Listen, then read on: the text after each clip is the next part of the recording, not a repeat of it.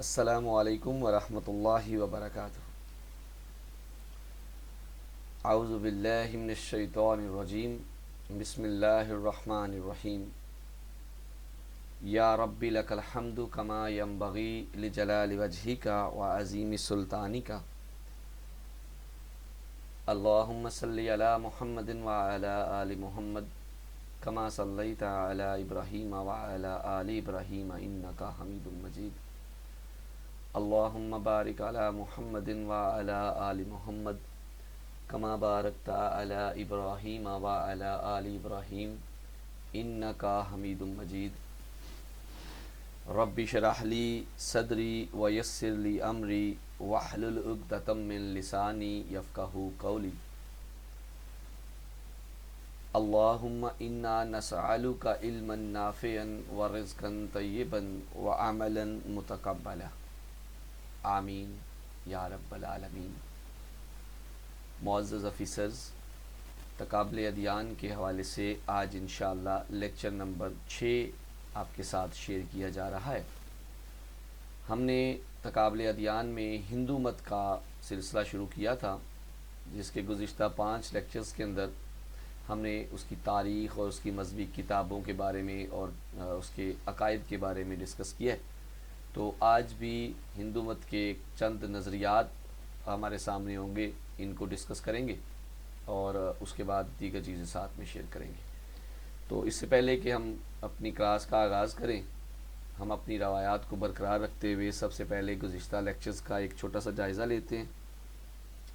اس سلسلے میں میں دعوت دیتا ہوں انفال توفیق کو۔ انفال توفیق بیٹے، آپ نے مائک آن کرنا ہے اور آپ نے آج کے سیشن کے حوالے سے ہاف کویشچنز کے آنسر آپ نے کرنے ہیں، یعنی کہ ابھی تھرو آؤٹ جو 6-7 سوال ہوں گے ان کے جوابات آپ نے دینے ہیں۔ انفال توفیق، اپنا مائک آن کریں بیٹے۔ پہلا سوال بیٹے، وعلیکم السلام۔ پہلا سوال بیٹے آپ سے یہ بتائیں، شکتی پوجا کس ہندو دیوتا سے منسوب ہے؟ شیو سے، بالکل ٹھیک ہے جی۔ اچھا یہ بتائیں، ہندو دیوتا شیو کی جو بیوی ہے اس کے کوئی سے 2 روپ بتا دیں، مطلب 2 اوتار بتا دیں اس کے۔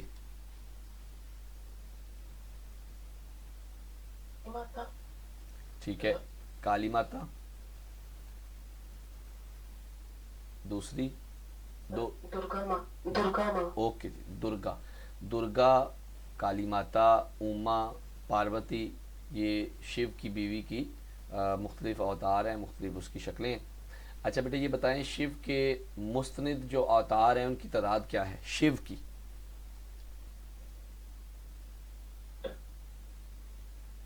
جی بیٹے 8۔ جی جزاک اللہ بیٹے۔ معذرت انٹرنیٹ کی وجہ سے نا آواز میرے تک نہیں پہنچ رہی، اس لیے آپ کو بار بار ڈسٹرب کریں گے۔ اچھا جی، شیو کے 8 مستند اوتار ہیں جو ہندو مت میں تسلیم کیے جاتے ہیں۔ اچھا بیٹے اگلا سوال ہے، یہ بتائیں ہندو مت میں 2 دیوتا ہیں، ایک بجلی کا دیوتا ہے اور ایک طوفان کا دیوتا ہے، ٹھیک ہے؟ یہ اصل میں بجلی اور طوفان کے حوالے سے ایک شخصیت کا نام آتا ہے، بتا سکتے ہیں یہ کون ہو سکتا ہے؟ اندر دیوتا۔ جی ویری گڈ جی، اندر دیوتا۔ اچھا اگلا سوال ہے آپ سے، یہ بتائیں ہندو مت کے اندر وید کا مرکزی موضوع کیا ہے؟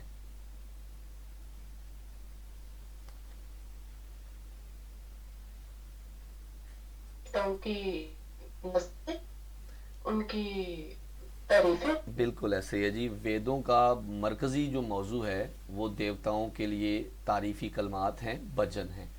اوکے بیٹے ویری گڈ۔ آخری سوال بیٹے آپ سے، یہ بتائیں تریودیا کیا ہے اور اس کا مترادف لفظ کیا ہو سکتا ہے؟ علوم ٹھیک ہے، علوم ثلاثہ، اور یہ کیا ہوتا ہے؟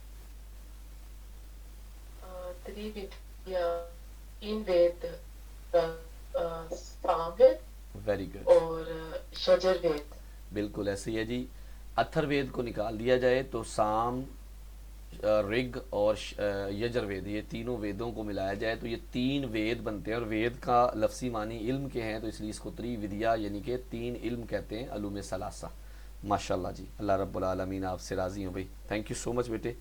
अच्छा जी, अगले सवालात के लिए आज मैं दावत देता हूँ मिस हिफ्ज़ा को। हिफ्ज़ा बिटिया, अस्सलामु अलैकुम वरहमतुल्लाहि वबरकातुहू।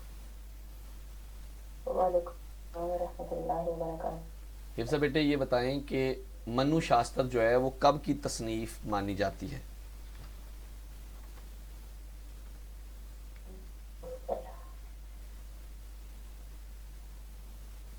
मैं बताता चलूँ कि मन्नू का जो शास्त्र है ये कबल ईसवी है, तो इस हवाले से आप तारीख़ बताएंगे। और ये भी बताता चलूँ कि शास्त्र से मुराद बुनियादी तौर पे कवानीन का मजमूआ है जो हिंदुओं का फ़िकी कानून है। मन्नू शास्त्र कब की तसनीफ़ मानी जाती है?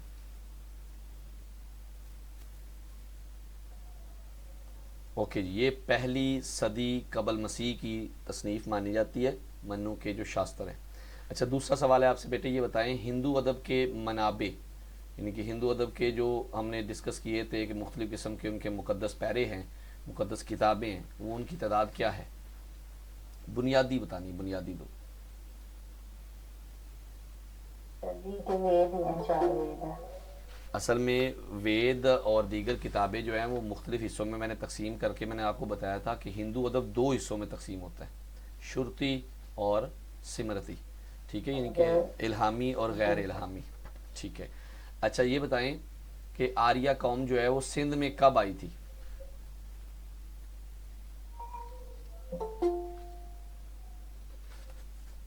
जी बेटे, आर्या कौम का सिंध में वरूद कब हुआ?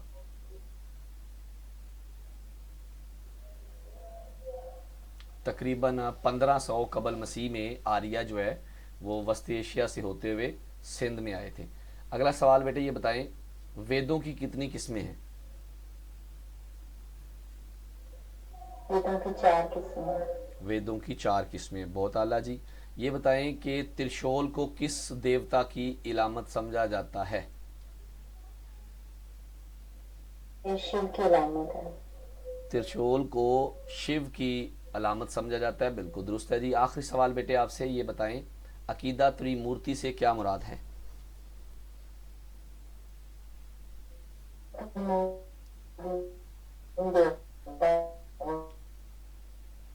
ओके, इनके अकीदा त्रिमूर्ति से मुराद 3 खुदाओं का तसव्वुर है जो हिंदू मत में पाया जाता है, ब्रह्मा, विष्णु और शिव।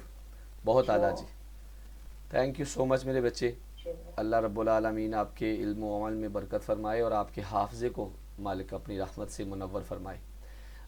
अहबाब ज़ीविकार, आगे आज का जो लेक्चर है इंशाअल्लाह वो चूँकि अकायदे हिंदू मत के हवाले से है, तो आज कुछ चीज़ें आपके साथ पहले डिस्कस करते हैं। सबसे पहले तो ये बात याद रहे, हम लोग आज अकायदे हिंदू मत का तज़किरा करेंगे तो उसमें पहला एक नज़रिया है वर्ण सिस्टम, यानी कि एक तबकाती निज़ाम है जिसने मुआशरे को तकसीम कर दिया है।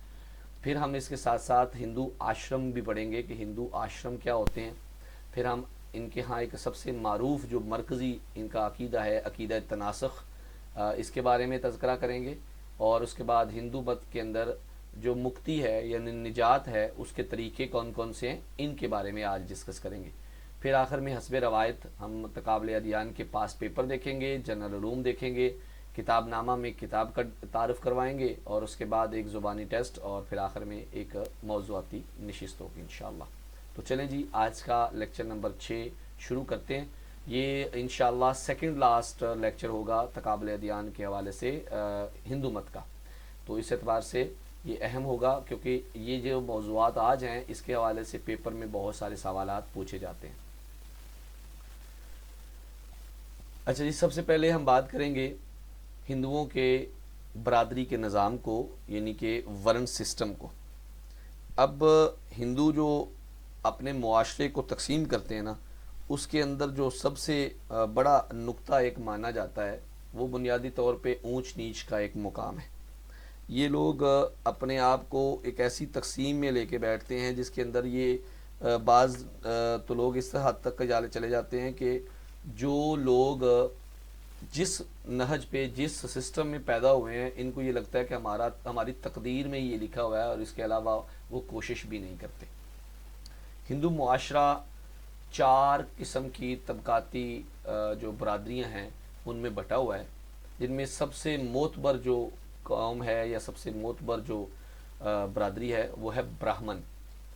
دوسرے نمبر پہ کھشتری آتے ہیں جن کو عام طور پہ ہماری زبان میں کھتری بھی کہتے ہیں, اور اس کے بعد ویش آتے ہیں, اور آخر میں ہوتے ہیں شودر. تو بنیادی طور پہ یہ جو 4 برادریاں ہیں اس کے حوالے سے آج ہم تھوڑا سا ڈسکس کریں گے. پہلی بات یہ کہ جی جو لفظ ورن ہے, ورن کا مطلب ہوتا ہے رنگ, یعنی کہ رنگ و نسل کی بنیاد پر معاشرے کی تقسیم ہندو مت کے اندر کی گئی ہے, اور یہ ایک بہت بڑی وجہ تھی ہندوؤں سے بدھ مت کو الگ ہونے کے حوالے سے. تو بہرحال ہندوؤں کا یہ نظریہ ہے کہ ہندو 4 قسم کی برادریوں میں 4 قسم کے معاشروں میں وجود میں آتے ہیں. تو ان چاروں کے حوالے سے ان کی ذمہ داریاں اور ان کی فضیلت الگ الگ جو ہے نا وہ بیان کی جاتی ہے. تو ان کے ہاں سب سے جو افضل ورن سسٹم ہے یا سب سے افضل جو برادری ہے وہ براہمن ہے. تو براہمن اگر آپ نے غور کیا ہو تو ہم نے پڑھا تھا کہ ہندو مت کی جب تاریخ پڑھتے ہیں تو بعض اوقات ہندو مت کو آریہ مت بھی کہتے ہیں, ویدک مت بھی کہتے ہیں, اور براہمن مت بھی کہتے ہیں. تو شروعاتی طور پہ ہی یہ ایک ایسا طبقہ ہے جس نے پورے سسٹم کو جکڑا ہوا ہے. جیسے عیسائیت کے اندر پاپائیت ہے, اسی طرح ہندوؤں کے اندر براہمنیت ہے, اور یہ براہمنیت مختلف شکلوں میں بہت عرصے سے چلی آ رہی ہے. آج جدید ہندوستان کے اندر جو کٹر لوگ ہیں وہ آج بھی اس برادری کو, اس نظام کو سمجھتے ہیں. اس کے علاوہ جو پڑھے لکھے طبقے ہیں اس میں سے کافی حد تک یہ چیزیں جو ہے وہ غیر ہوتی جا رہی ہیں. اچھا جی, اس کے بارے میں یاد رکھیے کہ براہمن سب سے اہم ہے, تو اس کے حوالے سے 2 نقطے رکھتے ہیں. پہلا کہ یہ جو 4 شخصیات ہیں, 4 قسم کی جو برادریاں ہیں نا, یہ اصل میں ان کے ہاں یہ مانا جاتا ہے کہ یہ برہما کے وجود سے پیدا ہوئی ہیں, برہما کے وجود سے. اب جو براہمن ہیں یہ برہما کے سب سے اعلیٰ درجے پہ ان کے چہرے سے ان کو نکالا گیا ہے, چہرے سے ان کی جو ہے وہ پیدائش کی گئی ہے. تو اس حوالے سے یہ سب سے اہم تصور کیے جاتے ہیں کہ جی یہ جو براہمن ہے یہ برہما کے وجود کے اہم حصے سے پیدا کیا گیا ہے, تو اس حوالے سے یہ اہم ہے. اب جتنی بھی قسم کے ان کے ہاں معاملات آتے ہیں نا, جو مذہبی معاملات ہیں, تبلیغی معاملات ہیں, شادی بیاہ کے معاملات ہیں, وہ سارے کے سارے معاملات جو ہے نا وہ براہمن کے بغیر کوئی کر ہی نہیں سکتا. اس کا ایک چھوٹا سا نظام پاکستان میں بھی پایا جاتا ہے, چونکہ پاکستان جو ہے ہندوستان سے ہی الگ ہوا ہے, تو اس حوالے سے آج بھی ہندوستان کی بہت ساری رسومات جو ہیں مختلف ناموں کے ساتھ پاکستان میں بھی موجود ہیں. آج بھی بہت سارے علاقے ایسے ہیں جہاں پہ جو پیری مریدی ہے وہ اس نوعیت کی ہے کہ پیر دیگر لوگوں کو اپنے برابر کا سمجھتا ہی نہیں ہے. حالانکہ قرآن کا واضح پیغام ہے کہ آپ لوگوں کے پاس جو یہ قبیلے اور جو برادریاں آئی ہیں یہ تو صرف پہچان ہے آپ کی, تاکہ آپ پہچانے جائیں.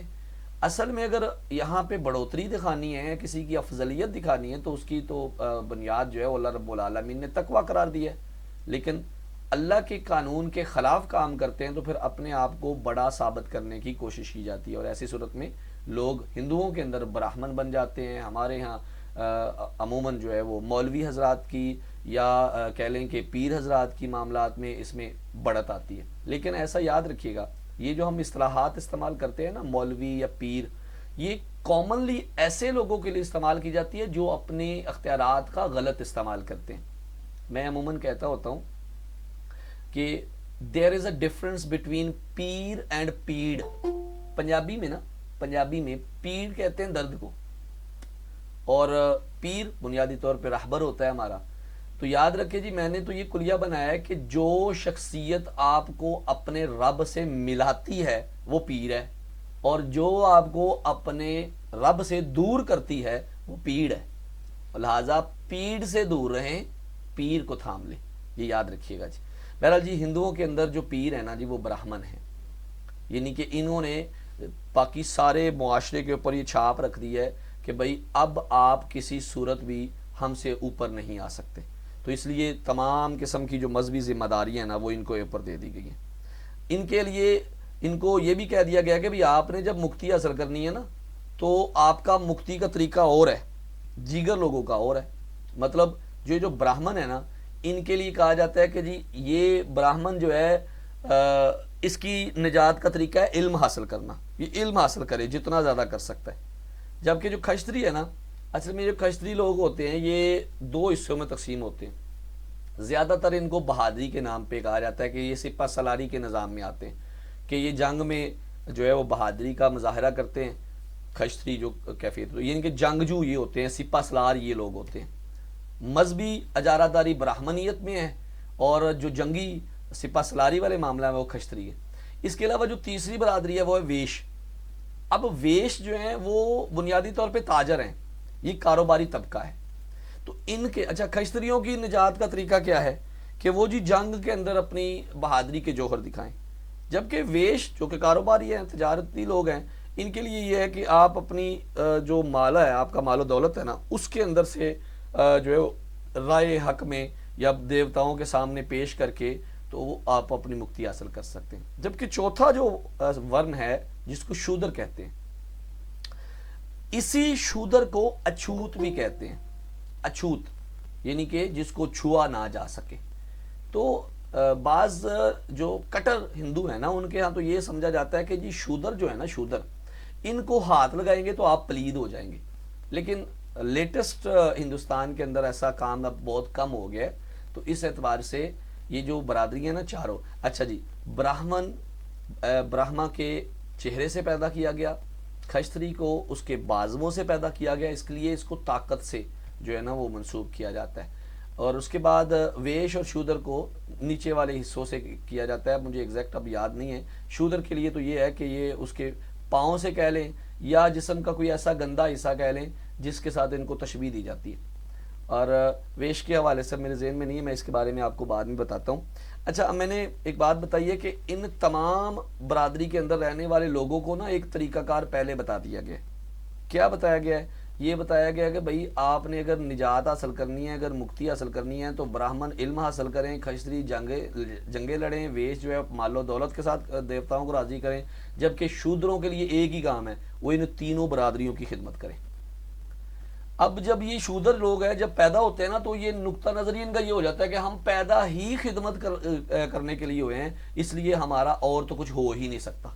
تو اس وجہ سے کئی جو پڑھے لکھے نہیں ہوتے وہ لوگ اس معاشرے کے اندر ذلیل و خوار ہو کے رہ جاتے ہیں۔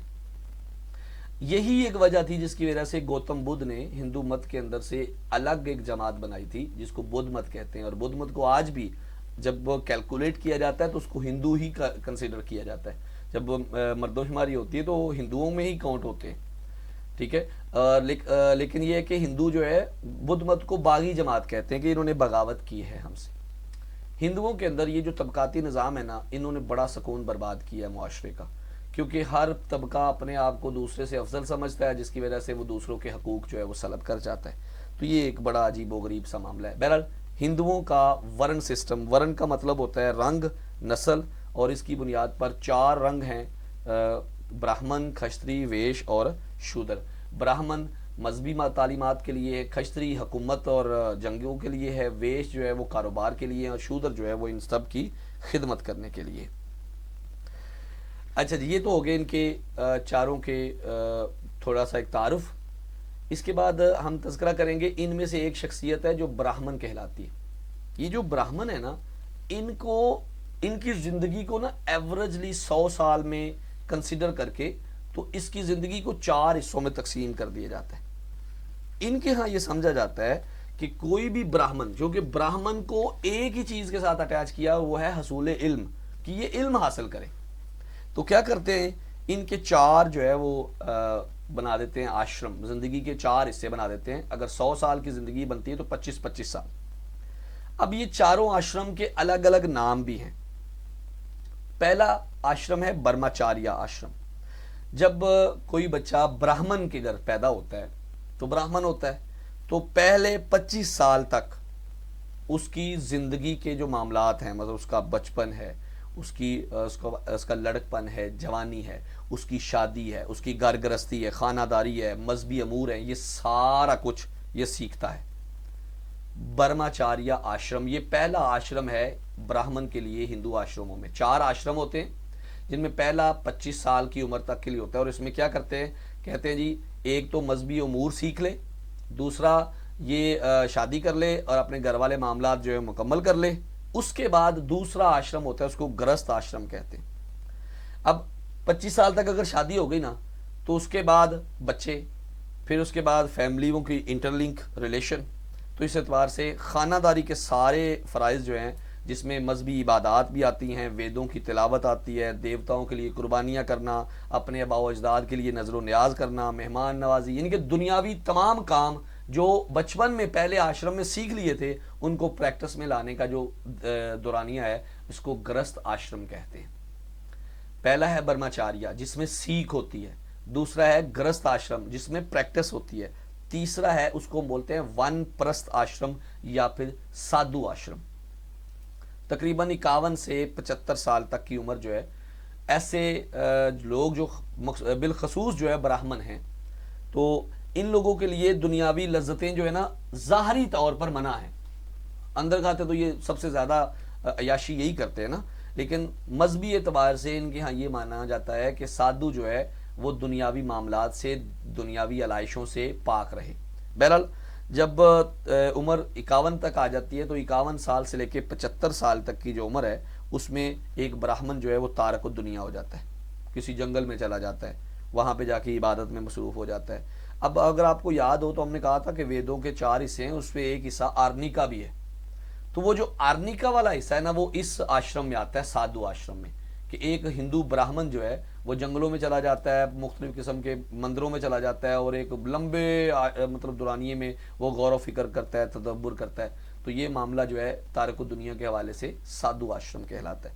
اور اس کے بعد آخری آشرم ہے سنیاس.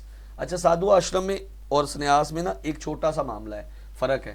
سنیاس میں تو ٹوٹلی دنیا کے ہر ضرورت کو ختم کر دیا جاتا ہے. سادھو میں کیا ہوتا ہے, غور و فکر بھی چل رہا ہے اور بھی معاملات زندگی بھی چل رہے ہیں. لیکن سنیاس میں آ کے, سنیاس کا مطلب ہوتا ہے بالکل ہی تنہا ہو جانا. اس میں صبح کا کھانا ہے تو کھانے کا پیسے کہاں سے آئیں گے یہ بھی اب اس کے بارے میں سوچے گا نہیں, مانگ کے لے لیں, کسی درگاہ سے کھا لیں, کسی مندر سے کھا لیں. تو یہ بہرحال سنیاس آشرم جو ہے یہ ان کی زندگی کا آخری آشرم ہوتا ہے. اور عموماً ان دنوں میں ایسا کچھ بھی سین نہیں ہے, لیکن اس کی ایک عام نشانی آپ نے غور کیا ہوگا کبھی کسی ڈاکومنٹری میں یا کسی مووی میں, آپ نے یہ آبزرو کیا ہوگا کہ بہت سارے ایسے لوگ جو پنڈت ہوتے ہیں لیکن وہ اتنے جناب کہہ لیں کہ ان کی پسلیاں تک نکلی ہوتی ہیں, تو وہ اصل میں سادھو آشرم سے گزرنے کے بعد سنیاس آشرم میں آ جاتے ہیں, اور اس وقت وہ بول چال بھی تقریباً اپنی بول جاتے ہیں. لو جی, ہندو آشرم. ہندو آشرم 4 ہیں, 4 آشرم ہیں جس میں ایک براہمن اپنے علم کا حصول, پھر علم کی پریکٹس, پھر زندگی سے تارک ہو جانا, اور اس کے بعد جو ہے وہ سنیاس لے لینا. یہ 4 آشرم ہیں جو ایک براہمن ہندو کی زندگی میں ہوتے ہیں. اور یہ بنیادی نقطہ ان کا یہی ہے کہ جو علم حاصل کیا ہے اس علم کی پریکٹس کریں اور پھر اس کا جو ہے وہ پرچار کریں, اور پرچار کرنے کے بعد پھر اس دنیا سے ناتا توڑ کے اپنے دیوتاؤں کو راضی کرنے میں لگ جائیں گے. یہاں پہ آگے ہم پڑھیں گے نا عقیدہ تناسخ, تو اس میں ہم تفصیل سے اس کے بارے میں ڈسکس کریں گے کہ یہ ان کی عبادت کا مقصد کیا ہوتا ہے. اچھا جی, ورن سسٹم پڑھے. ورن سسٹم کے بعد ہم نے بات کی ہے ان کے آشرم کی. اب ہم بات کریں گے ان کے ہاں اس عقیدے کی جس کی بنیاد پہ ان کا ہر عمل ہوتا ہے, عقیدہ تناسخ. اچھا, یہ جو لفظ تناسخ ہے نا اس کے لیے 2 اور اصطلاحات بھی ہیں. ایک ہے آواگون, سنسکرت زبان میں ایک لفظ بولا جاتا ہے آواگون, اور چونکہ ہندو مقدس کتابیں زیادہ سنسکرت میں ہیں تو اس لیے یہ جو لفظ ہے آواگون وہ بھی سنسکرت سے لیا گیا ہے. اسی کو عقیدہ تناسخ بھی کہتے ہیں اور اسی کو جونی چکر بھی کہتے ہیں. آپ نے سنا ہوگا نا وہ جو کہتے ہیں جی جنم کی جو باتیں کرتے ہیں کہ جی اس جنم میں جناب آپ کے ساتھ ہوں, اگلے جنم میں آپ کے ساتھ رہنا چاہتا ہوں. عجیب تماشا ہے ویسے نا, اللہ نے ہمیں ایک ہی زندگی دی ہے, کتنی مزے کی, دوسری کی تو فکر کرنی پڑے گی نا اس وقت جب آخرت میں ملے گی. یہاں پہ یہ دنیا میں ساتھ جنم لیے پھرتے ہیں, اور پھر ان کے نظریات اتنے کمال درجے پہ پہنچے ہوتے ہیں کہ بعض اوقات ہم جیسے طالب علم جب سنتے ہیں تو میں تو یقین مانے مجھے تو بڑی ہنسی آتی ہے کہ اللہ رب العالمین کے ساتھ شریک ٹھہرانے والوں کو اللہ نے کیسا جو ہے وہ اپنے سے دور کیا ہے کہ وہ اس کے بارے میں سوچ بھی نہیں سکتے کہ کیا ہے.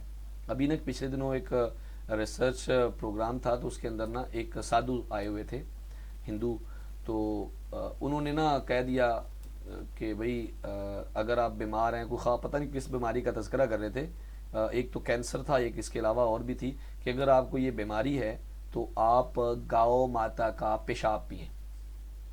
اب وہاں پہ نا اس نے تو یہ کہہ دیا، لیکن سننے والوں میں ٹائی کوٹ والے لوگ بھی بیٹھے تھے، ان میں سے نا تکرار ہو گئی۔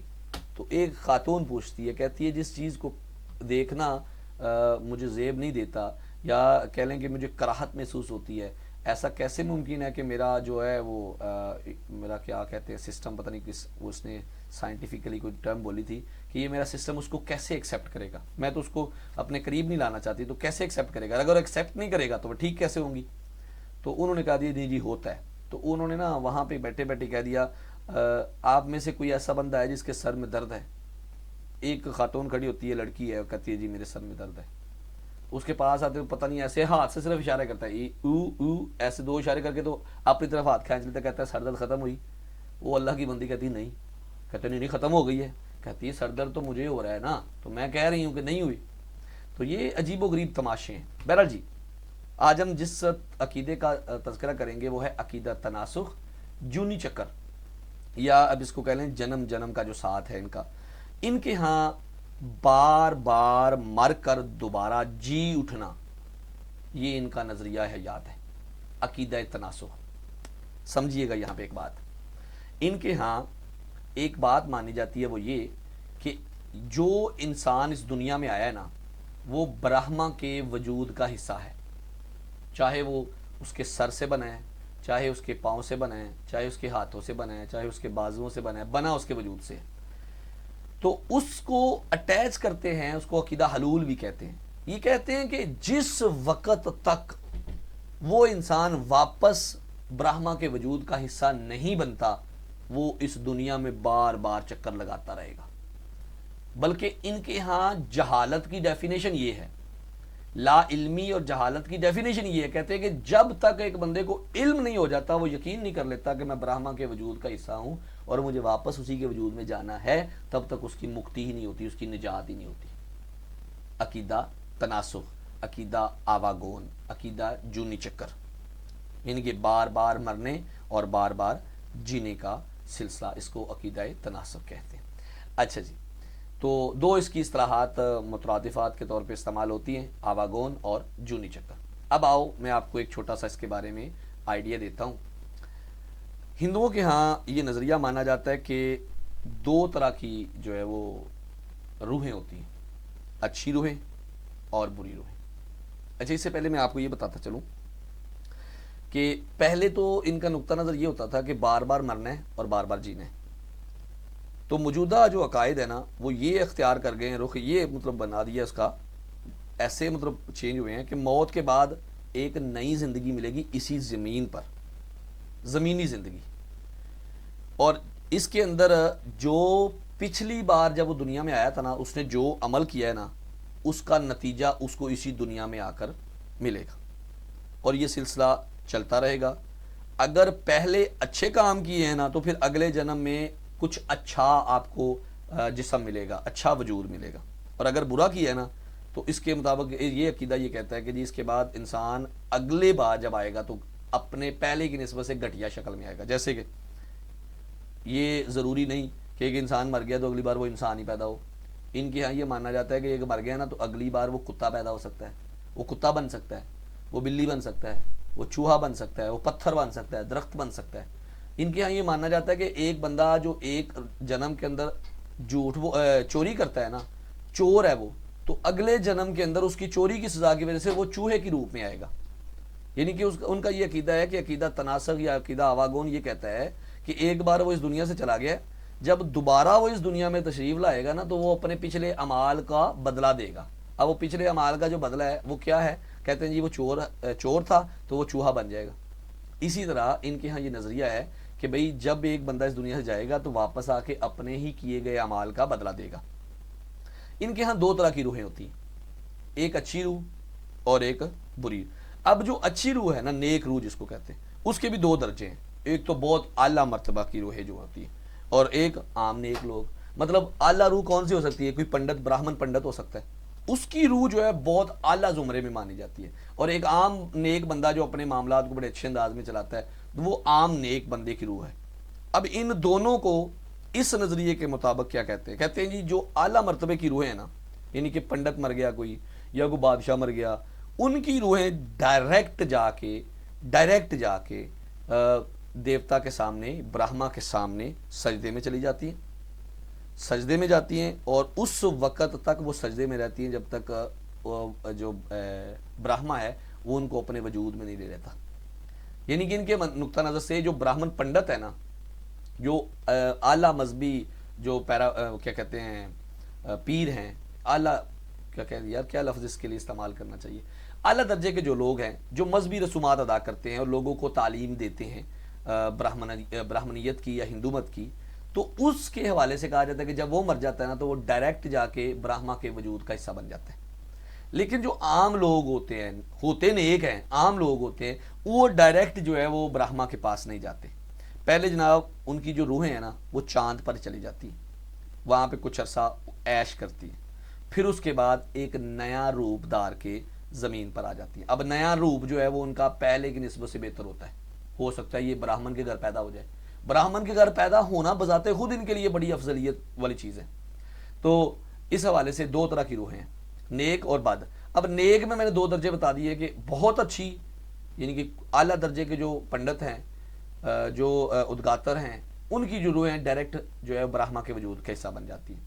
جبکہ نیک روح جو عام نیک ہوتے ہیں یہ جاتے ہیں چاند پر کچھ عرصہ عیاشی کرتے ہیں، پھر واپس دنیا میں آ جاتے ہیں اور پھر عمل کرتے ہیں، یہاں تک کہ یہ اپنی زندگی میں اتنے زیادہ اچھے عمال کر لیتے ہیں کہ یہ بھی بہت اچھے والے اعلیٰ نیک لوگوں میں شامل ہو جاتے ہیں اور یہ بھی بعد میں اس کا جو ہے وہ حصہ بن جاتے ہیں.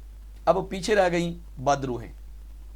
ان کے متعلق جو ہے ان کا نقطہ نظر یہ ہے کہ جیسے ہی انہوں نے اس دنیا میں ان کے وجود پر موت آئی نا تو یہ اپنا وجود چھوڑ دیتی ہیں، لیکن یہ اوپر نہیں جاتی بلکہ اپنے ہی اعمال کی نسبت سے واپس آ جاتی ہیں، نئے کسی انسانی روپ میں یا غیر انسانی روپ میں، ٹھیک ہے، چاہے وہ کوئی جانور کا ہو چاہے کسی بے جان روپ کا ہو، لیکن یہ اس وقت تک بھٹکتی رہتی ہیں جب تک ان کے اعمال اچھے نہیں ہو جاتے.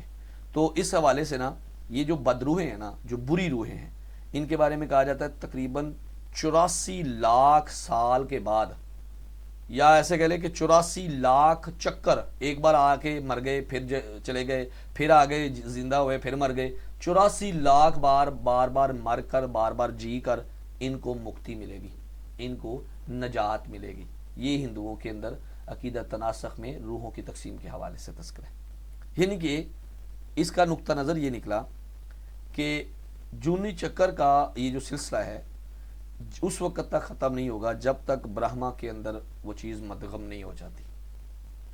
تو یہاں پہ نقطہ نظر کیا ہے؟ یہ مانتے ہیں کہ ہر انسان برہما کے وجود کا حصہ ہے اور واپس برہما کے وجود میں ہی جانا ہے. جب تک نہیں جائے گا اس دنیا میں بھٹکتا رہے گا. آخر میں دیکھتے ہیں کہ یہ جو ہم کہہ رہے ہیں جی نجات پالی، مکتی مل گئی، تو یہ ہندو کیسے کہتے ہیں کہ جی ہم مکتی حاصل کر لیتے ہیں؟ کیا طریقہ ہے ان کا؟ ان کے تمام فرقے جو ہیں نا ان کا مرکزی جو مسئلہ ہے وہ نجات ہی ہے. جونی چکر سے نکلنا ہی بنیادی طور پہ ہندوازم میں نجات مانا جاتا ہے، اور اس کے لیے ہندوازم میں نجات پانے کے یا مکتی پانے کے 3 طریقے پائے جاتے ہیں جی. اس کے بعد تینوں طریقے کون سے ہیں؟ پہلا ہے جی کرما مارگ، دوسرا ہے بھکتی جنان مارگ، اور تیسرا ہے بھکتی مارگ. اچھا جی اب باری باری ان کو دیکھتے ہیں. یہ ایسا ہی سمجھ لیں جیسے ہماری دنیا میں نہیں ہوتا کہ وی آئی پی، وی آئی پی اور عام لوگ. پچھلے دنوں میں جب ہم ڈاکٹر صاحب کا خطاب سننے کے لیے گئے نا، ڈاکٹر ذاکر نائک صاحب کا، تو وہاں پہ عجیب و غریب سا ایک مس مینجمنٹ نظر آئی نا. تو وہاں پہ وی آئی پی کے لیے الگ پورشن تھا، عام بندوں کے لیے الگ پورشن تھا. تو یہ جو ڈسکریمنیشن ہے نا یہ تو بنیادی طور پہ علمی راہوں میں تو نہیں ہونی چاہیے، لیکن یہاں پر بھی انہوں نے یہی کام کر دیا ہندوؤں نے. اب پہلا طریقہ ہے کرما مارگ. کرما مارگ سے مراد کیا ہے؟ اس کا مطلب ہے عمل کا رستہ. کرما لفظ کرم سے بنا ہے، اور کرم ہندی میں کام کو کہتے ہیں. جی اس کے کرم بڑے اچھے تھے، مطلب اس کے کام بڑے اچھے تھے، اعمال بڑے اچھے تھے. تو ان کے ہاں یہ طریقہ جو ہے کرما مارگ، اس کے ذریعے ان کو لگتا ہے کہ ایک انسان نیک اعمال کرتے ہوئے، قربانیاں کرتے ہوئے دیوتاؤں کو خوش کرتا ہے، اور جب دیوتا خوش ہو جاتے ہیں تو اس کو دنیا میں کامیاب کر دیتے ہیں، اور اس کے عمل کے لیے کچھ خاص رسمیں یہ ادا کرتا رہتا ہے۔ پھر جب وہ جو برہما ہے، جس کو یہ پرجاپتی بھی کہتے ہیں، ایشور بھی کہتے ہیں، جب اس سے خوش ہو جاتا ہے نا تو اس کو اپنے وجود کا حصہ بنا دیتا ہے، یعنی کہ اس کو نجات دے دیتا ہے۔ اب یہاں پہ ایک اور نقطہ یاد رکھیے گا، میں نے پچھلے دنوں کہا تھا کہ ہر ہندو دیوتا کے حوالے سے ہندوازم کے اندر ایک دیوی بھی ساتھ میں بنائی گئی ہے، اور اس کا نقطہ نظر یہ رکھا گیا ہے کہ دیوی کی وجہ سے اس کو طاقت ملتی ہے۔ پھر تمام قسم کے جو دیوتا ہیں، بھگوان ہیں ان کے ہاں، ان کو یہ لگتا ہے کہ جب وہ کوئی کسی کے کام آتے ہیں، کسی کا کوئی کام کرتے ہیں نا، تو ان کی جو تخلیقی قوت ہے نا وہ کمزور ہو جاتی ہے، اور پھر جو اس کا بھگت جو ہے، جو اس کا ماننے والا اس کے نام پر قربانی دیتا ہے نا، اس کی قربانی کی وجہ سے اس کی جو تخلیقی کمزوری تھی نا وہ ختم ہوتی جاتی ہے۔ قربانی ہی وہ واحد ذریعہ مانا جاتا ہے جس سے خوش ہو کر دیوتا بارش برساتے ہیں، طوفان لاتے ہیں، سورج نکالتے ہیں، ہر کام بھی کرتے ہیں۔ تو جو ویدک عہد تھا نا، جس کے اندر وید نازل ہوتے ہیں ان کے ہاں، تو اس کے اندر قربانیاں جو ہے بڑی معروف تھی، قربانیاں یہ بڑی دیتے تھے، جانوروں کو، پھلوں کی، دودھ کی، روٹیوں کی، یہاں کے جانوروں کے اندر بھی مطلب مختلف جو ہے وہ تقسیم کر دیتے تھے، گھوڑے کی بھی یہ کیا کہتے ہیں قربانی دیتے تھے، یہاں تک کہ کئی لوگ جو شیو مت کے ماننے والے نا، جو تباہی کا دیوتا مانا جاتا ہے، وہ تو انسان کی بلی بھی چڑھا دیتے ہیں۔ تو بہرحال نقطہ نظر یہ ہے کرما ماگ میں کہ ہر بندے کے حصے میں جو ذمہ داری ہے وہ اس کو نبھائے، کام کرے، تو اس کو نجات مل جاتی ہے۔ جیسے کہ میں نے بتایا ابھی کچھ دیر پہلے ہم ورن کا بات کر رہے تھے نا، ورن سسٹم کی، تو اس میں ہم نے کہا تھا کہ جو برہمن ہے نا، اس کی مکتی کا جو طریقہ ہے وہ ہے حصول علم، وہ علم حاصل کرے بس۔ کھچتری جو ہے اس کا نجات جو ہے اس کو تب ملے گی جب وہ اپنی جنگوں کے اندر سپہ سلاری کے جوہر دکھائے گا، بہادری کے جوہر دکھائے گا، اور ساتھ ساتھ میں براہمن کی خدمت بھی کرے گا۔ ویش وہ بھی کاروباری بندے ہیں، تو وہ بھی جب براہمن کی خدمت کریں گے تو ان کو نجات مل جائے گی۔ اور جو شودر ہیں ان کے لیے تو بات یہ ہے کہ بھائی تم نے سب لوگوں کی کیا کرنی ہے، خدمت ہی کرنی ہے، اور تمہارا کوئی کام نہیں ہے جی، وہ تو پیدا ہی دکھ اٹھانے کے لیے اور خدمت کرنے کے لیے۔ تو بہرحال راہ عمل کا ایک عام اور سادہ مفہوم کہ کیا نتیجہ ہوگا، میری یہ بات پوری ہوگی یا نہیں، ایک بندہ جو ہے نتائج سے بے پرواہ ہو کر اپنے دیوتاؤں کو قربانیاں کرتا جائے، اس کے لیے قربانی دیتا جائے، تو پھر اس کے بعد اپنے جو اس کے ذمے کام ہیں، جو اس کی ذمہ داری ہے وہ پوری کرتا جائے، تو اس کو نجات مل جاتی ہے۔ اب یہ طریقہ ہے کرما مارگ۔ اب یہ طریقہ قربانی سے ہے، تو قربانی ظاہر ہے ہر بندہ نہیں کر سکتا، کام تو ہر بندہ نیک کرے گا نا، کام کر سکتا ہے لیکن قربانی ہر کوئی نہیں کر سکتا۔ یہ امیر لوگوں کے حوالے سے یہ طریقہ ہندوازم میں جو ہے وہ ایکسپلین کیا گیا ہے۔ سیکنڈ ون ہے جی جنان مارگ، اس کو بولتے ہیں علم و معرفت، مطلب یہ سمجھتے ہیں کہ آپ علم سے بھی جو ہے وہ مکتی حاصل کر سکتے ہیں، نجات حاصل کر سکتے ہیں۔ میں نے ابھی بتایا تھا کہ ہندو دھرم کے مطابق ان کا یہ عقیدہ ہے، ان کا یہ خیال ہے کہ انسان کی یہ بنیادی غلطی ہے کہ وہ خود کو براہمن آتما سے الگ تصور کرتا ہے۔ ہندوؤں کا نظریہ یہ ہے کہ برہما اور انسان یہ الگ نہیں ہیں، ایسے ہی سمجھ لیں جیسے دریا ختم ہوتا ہے تو سمندر میں بھی گر جاتا ہے، اسی طرح انسان کو جب معرفت ہو جاتی ہے نا، پہچان ہو جاتی ہے، تو وہ برہما کے وجود کا حصہ ہے، یہ بات مان لیتا ہے، تو وہ اس کو نجات مل جاتی ہے۔ یہی ان کا بیسک نقطہ ہے۔ اب جنان مارگ میں یہ ہے علم و معرفت کا طریقہ، یعنی کہ یہ علم حاصل کرے، اور علم حاصل کرنے کو یہاں پہ جنان مارگ کے حوالے سے یہ کہا گیا ہے کہ وہ اس بات بھی یقین کر لے کہ میں جی برہما کا ہی حصہ تھا، پرماتما کا حصہ تھا، اور واپس پرماتما کو ہی میں نے جانا ہے، اپنے آپ کو سمرتن کرنا ہے۔ تو اس حوالے سے جب تک اس کو یہ علم نہیں ہو جاتا، جب تک وہ اس بات پہ یقین نہیں کر لیتا، وہ جہالت میں ہے۔ تو اس کی جہالت کب ختم ہوگی؟ جب وہ یقین کر لے گا، جب وہ یقین کر لے گا تو اس کو مکتی مل جائے گی۔ لو جی، کرما مارگ پیسے والوں کا کام ہے، جنان مارگ علم والوں کا کام ہے، رہ گیا بھکتی مارگ۔ مطلب کچھ لوگ تو ایسے بھی ہوں گے نا جو کمزور ہوں گے، ماڑے لوگ ہوں گے، وہ کیا کریں؟ نہ وہ قربانی دے سکتے ہیں، نہ وہ پڑھے لکھے ہیں، تو وہ کیا کریں؟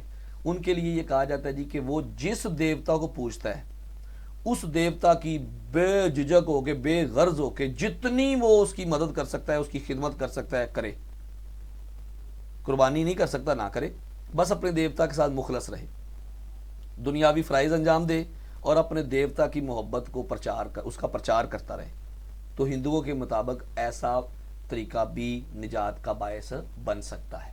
بہرحال ہندوؤں کے اندر مکتی کے 3 طریقے ہیں: کرما مارگ یعنی کہ عمل کا راستہ، جنان مارگ علم کا راستہ، اور بھکتی مارگ محبت کا راستہ، کہ آپ نے صرف عقیدت رکھنی ہے، اور عقیدت رکھنے والا جو سلسلہ ہے اس میں آپ جس کے پیروکار ہیں، جس سے عقیدت رکھ رہے ہیں، وہ آپ کو خود ہی پار کرا دے گا۔ یہ ہے جی ہندو دھرم کے اندر مکتی کے طریقے۔ ہم نے آج کیا پڑھا؟ ہم نے آج پڑھا ورن سسٹم، برادری کا نظام، 4 برادریاں۔ پھر ہم نے پڑھا ہندو آشرم، برہمن کی زندگی کے 4 بنیادی آشرم۔ پھر ہم نے پڑھے عقیدہ تناسخ، کہ عقیدہ تناسخ میں بار بار جنم لینے کا جو نظریہ ہے۔ اور آخر میں ہم نے پڑھا ہندو دھرم کے اندر مکتی کے طریقے، یعنی کہ نجات کے طریقے۔ تو وہ 3 طریقے ہیں، 3 طریقے ہیں، 4 برادریاں ہیں، 4 ورن ہیں، 4 آشرم ہیں۔ ٹھیک ہے جی، تو یہ آج کا بنیادی ہمارا نقطہ نظر تھا جی۔ چلتے ہیں جی اپنے پاس پیپرز کے حوالے سے۔ تو پاس پیپرز کے حوالے سے ہم نے آج 10 پوائنٹ نکالے، جس میں سب سے پہلا نقطہ ایک کتاب ہے زرتشت مذہب کی، اس کو بولتے ہیں اوستا، لکھا ہے اوستا۔ یہ بعض اوقات اس کو یہ کے ساتھ بھی لکھتے ہیں، اوستا پڑھا جاتا ہے، یند اوستا کتاب کا نام ہے۔ یہ زرتشت مذہب کی مقدس کتاب مانی جاتی ہے جی۔ دوسرا سوال ہے موسیٰ علیہ السلام کے والدین۔ حضرت موسیٰ علیہ السلام کے والد کا نام عمران اور آپ کی والدہ کا نام یوقابد تھا۔ تیسرا پوائنٹ تھا جی یہودیوں کے اندر یوم سبت یعنی ہفتے کا جو دن ہے وہ مقدس تصور کیا جاتا ہے۔ اوہ کمال لوگ ہیں یہ یہودی جو ہے نا، کمال کیا کرتے ہیں، ہفتے والا دن بعض اتنے کٹ رہے ہیں کہ ہفتے والا دن کہتے ہیں جی تنکا بھی اٹھا کے دائیں سے بائیں رکھ دیا تو آپ نے ہفتے کی حرمت کو پامال کیا ہے، تو اس لیے ہفتے والا دن بالکل ویلے بیٹھتے ہیں۔ یہاں تک تاریخ بتاتی ہے کہ کئی جنگیں ان کے اوپر ہفتے والے دن ہی ہوئی تھی، ان کو یہ لگتا تھا کہ ہفتے والے دن انہوں نے کون سا کچھ کرنا ہے، تو ایسا ہی ہوا، گھر میں بیٹھے بیٹھے ہی قتل ہو گئے۔ اتنے یہ منشی لوگ ہیں، اللہ ان کی ہدایت ان کو دے، کیسے ہدایت دے۔ یہ اللہ کی پسندیدہ قوم ہے، محبت والی قوم ہے، لیکن انہوں نے اللہ کی بڑی ناقدری کی ہے۔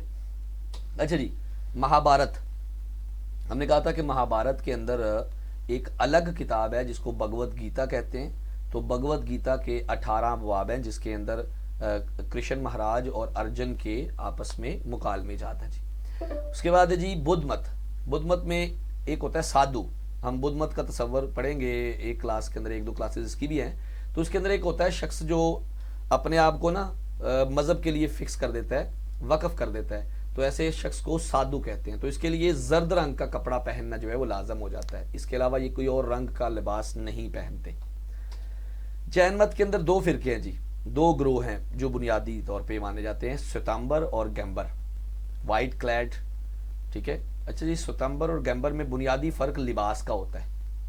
ایک ان میں قبیلہ ایسا ہے جو مرد کپڑا ہی نہیں پہنتا، اور ایک ہے جو کپڑا پہنتے ہیں، مطلب ایک آسمانی لباس والے ہیں، یہ کہ جسم سے کپڑا پاک۔ تو یہ 2 بنیادی فرقے ہیں جین مت کے۔ جین مت کون ہے؟ یہ مہاویر کے نام سے جو اس کے بانی ہیں ان کی تعلیمات کو ماننے والے ہیں جی، جین مت۔ نیکسٹ ہے جی مذاہب کے اندر ایک مذہب ہے کنفیوشس مت۔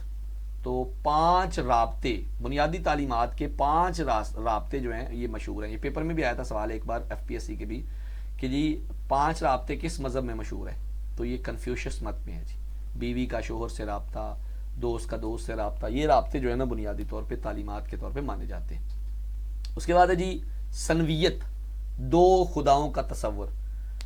زرتشت مت ایک ایسا مذہب ہے جس کے اندر 2 خداؤں کا تصور ہے۔ زرتشت کے بارے میں تو یہ کہا جاتا ہے کہ یہ وہ توحید کے قائل تھے، یہاں تک کہ بعض ان کو پیغمبر ایران بھی کہتے ہیں۔ ٹھیک ہے، ان کے بارے میں یہ بھی رکھا جاتا ہے، عقیدہ رکھا جاتا ہے کہ وہ نبی تھے، کیونکہ وہ ایک اللہ کی طرف بلاتے تھے۔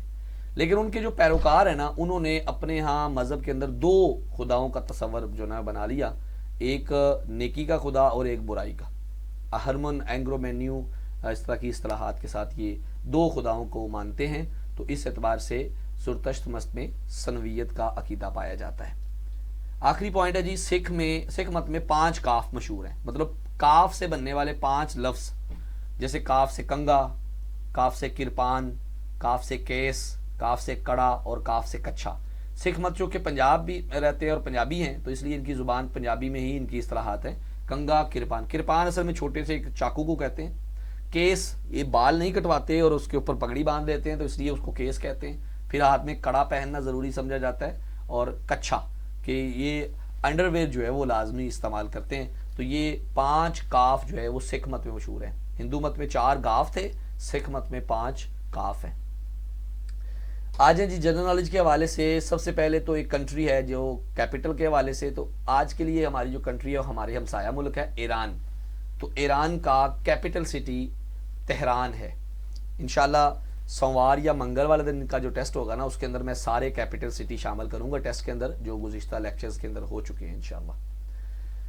Head quarter of World Economic Forum is in Switzerland. Switzerland کے اندر جناب ورلڈ اکنامک فورم کا ہیڈ کوارٹر ہے.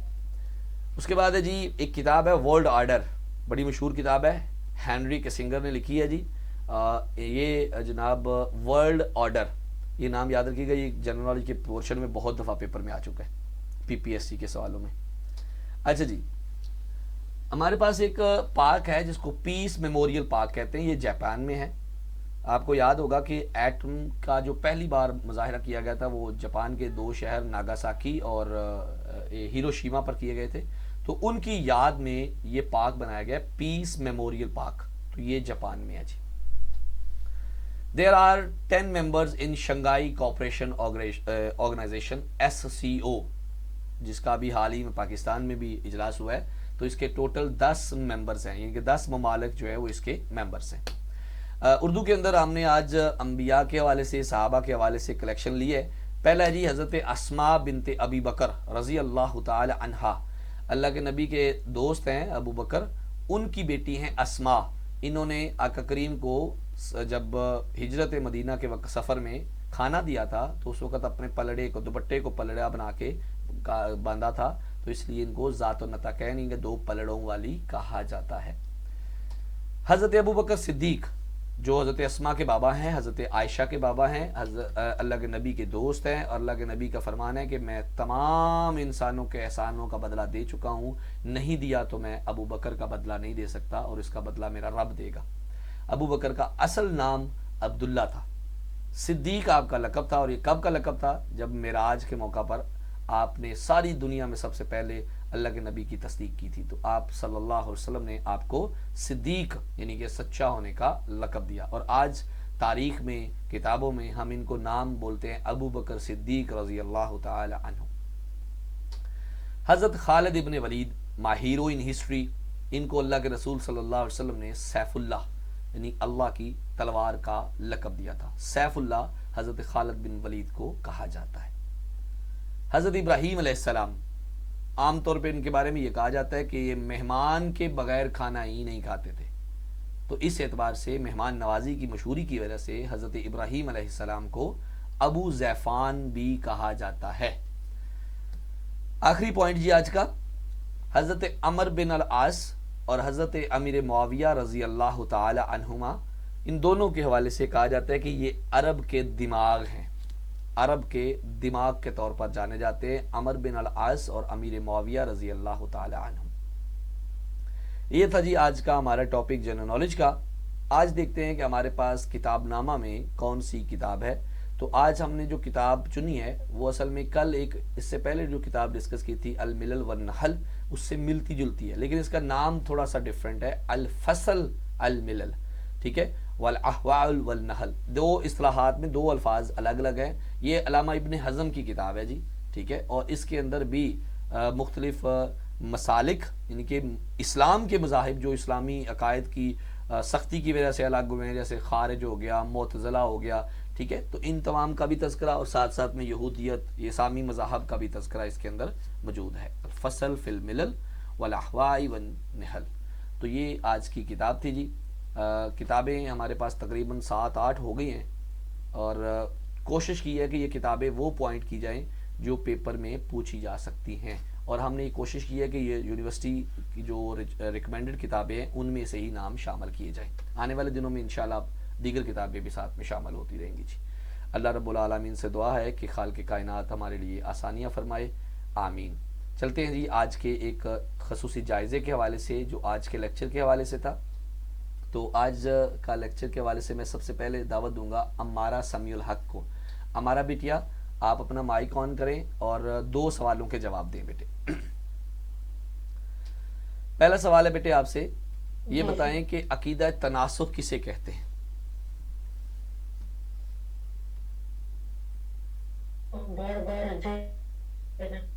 بار بار مر کر جی اٹھنا ہندوؤں کا نظریہ ہے عقیدہ تناسخ. اچھا یہ بتائیں بیٹے ہندو دھرم میں مکتی کے کتنے طریقے رائج ہیں؟ 3 طریقے رائج ہیں. تھینک یو بیٹے، زبردست جی ماشاء اللہ. اچھا اس کے بعد جی ہمارے ساتھ سلمہ عابد ہیں. سلمہ بیٹے آپ سے اگلے 2 سوال. سلمہ عابد یہ بتائیں بیٹے گرست آشرم کسے کہتے ہیں؟ گرست آشرم.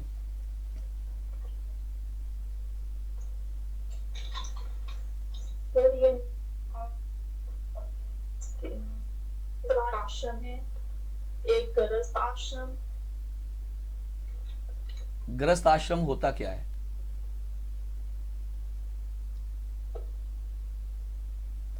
اس کی اصطلاح یاد رکھنے کے لیے آپ یہ اصطلاح یاد رکھیے گا کہ گھر گرستی. اوکے جی ٹھیک ہو گیا جی ٹھیک ہے. ان کے خانہ داری کے امور، بنیادی مذہبی امور اور عبادات کے طریقے یہ سارے گرست آشرم سے لیے جاتے ہیں اور یہ براہمن کے لیے ہوتے ہیں. اچھا دوسرا سوال آپ سے یہ بتائیں کہ ہندو ورن سسٹم کیا ہے؟ جو ورن سسٹم ہے نا یہ نا ان کے برہمن، کھشتری، ویش اور شودر. اور جو برہمن ہے نا ورن کا رنگ ہوتا ہے. جو برہمن ہے نا وہ نجات حاصل ہو جائے گی. اوکے جی جزاک اللہ جی. شودر ہے نا اوکے اوکے اوکے بس سلمہ وہ آگے سوال بھی آ جائے گا نا.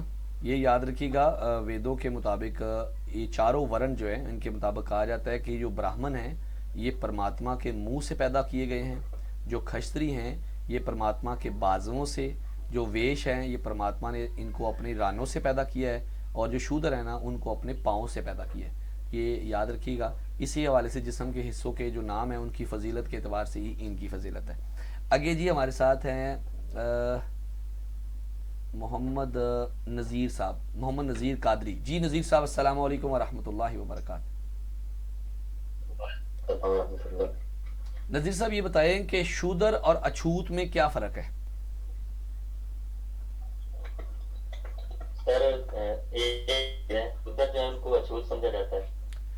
بالکل ایسی ہے، یہ ایک ہی ہیں، لیکن اچھوت کا جو اصطلاح ہے نا وہ اس لیے استعمال کی جاتی ہے کہ شودر کو کچھ طبقے ہندوؤں میں یہ بھی کہتے ہیں کہ ان کو چھونا ہی نہیں ہے، ان کو چھونے سے یہ ہمیں بھی پلید کر دیتے ہیں. ویری گڈ جی.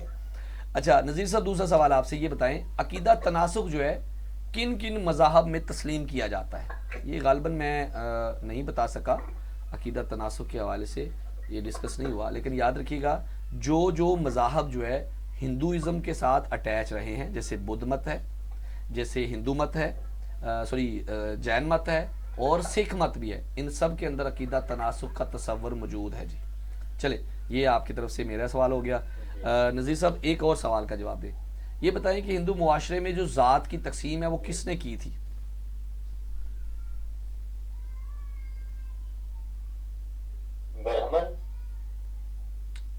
غالباً ہم نے اس کے اوپر بھی بات نہیں کی ڈسکشن کے دوران. جب ہم نے ورن سسٹم کی بات کی تھی نا تو ان کے بارے میں ہمارے پاس ایک نام آتا ہے دیانند سرسوتی. یہ ایک رائٹر بھی ہے اور ان کا مفکر بھی ہے اور بڑی تحریکیں بھی اس سے چلائی ہیں.